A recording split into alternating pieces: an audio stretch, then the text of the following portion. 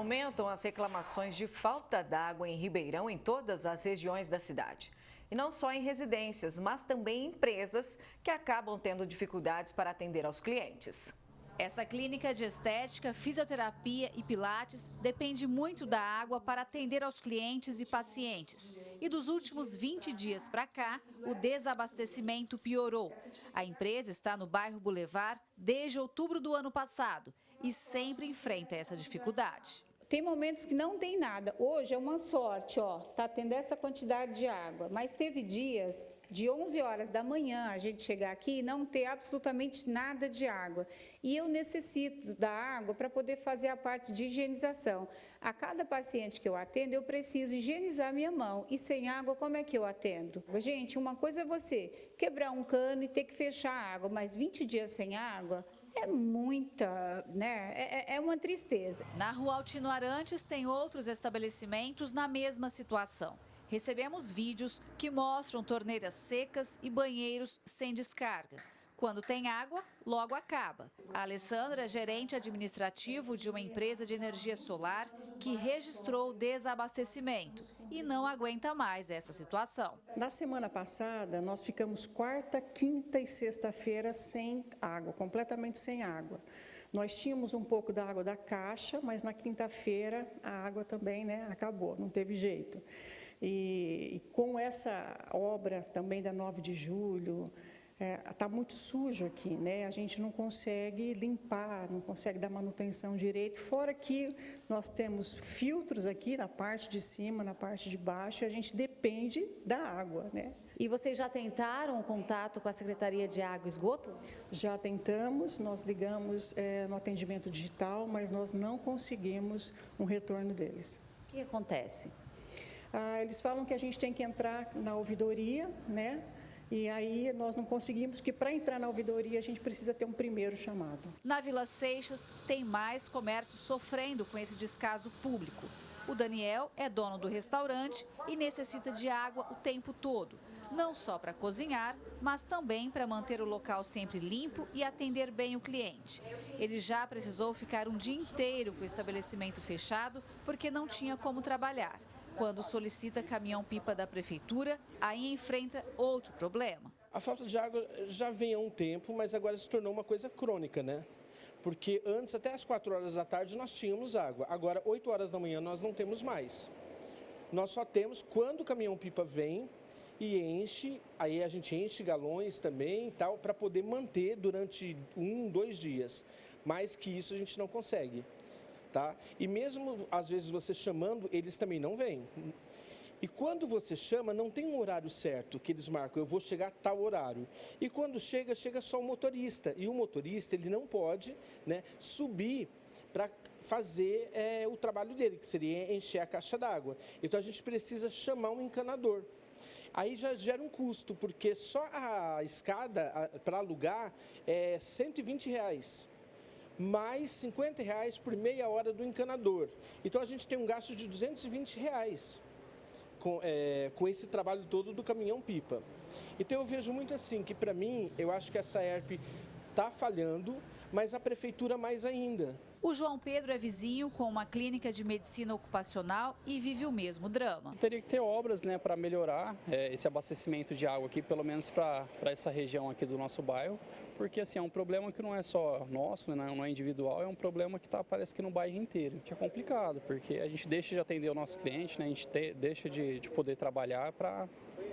fica parado aí por conta dessa falta de água. A falta d'água em Ribeirão está em todos os cantos da cidade. Na Zona Norte, no bairro Geraldo Corrêa de Carvalho, mais ainda. Na casa Dona Terezinha, não é diferente. Para conseguir fazer comida, por exemplo, ela precisa guardar em galões quando chega da rua, ferver para depois usar. E para lavar roupa, limpar a casa e cuidar das plantas na varanda, tem outro reservatório bem trancado para não haver desperdício. Está cheio de água, ó. Eu tenho que guardar de noite, vir aqui, pôr a borracha, quando tem água, Falta água mesmo, aqui nós estamos, e já faz isso, já vem vindo uns 4, 5 anos atrás, para cá. De repente falaram que ia fazer outra caixa, aí começa a vir um pouquinho. Quando começa a vir, você vai abrir a torneira, está tudo seca de novo, não tem água.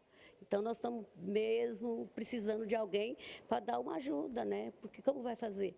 Eles falaram, depois que fizeram esses condomínios aqui e aquele condomínio ali, acabou, não tem mais água. Então, fazendo outro lá na frente. E a gente aqui sem água do bairro, desse pedaço. Se entrar em qualquer casa que você entra, tem água, não tem água. O seu Joaquim mora em frente e na casa dele também não tem. Está difícil, mais ainda para fazer comida. Aqui você tem duas opções. Ou você levanta às 5, 5 e meia da manhã para fazer os seus afazeres, ou então você não faz mais nada. Que 9 e meia, no máximo, já não tem mais. Aí você liga na SAEP, eles falam, não, nós não estamos sabendo de nada, não tem aviso nenhum de falta d'água.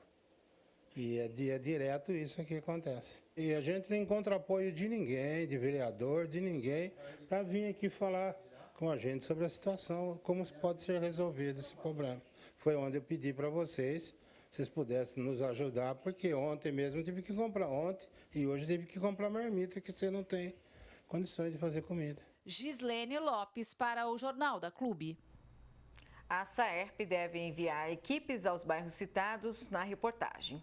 E para falar mais sobre esse assunto, recebemos no Núcleo de Jornalismo Tiago Coleto, advogado. Doutor, essa situação da água em Ribeirão Preto, podemos dizer que falta gestão técnica para manter o abastecimento em todos os bairros da cidade?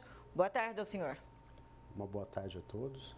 Olha, sem dúvida, existe ali uma falha na gestão da água do município, né? Caso assim não fosse, não estaria faltando água.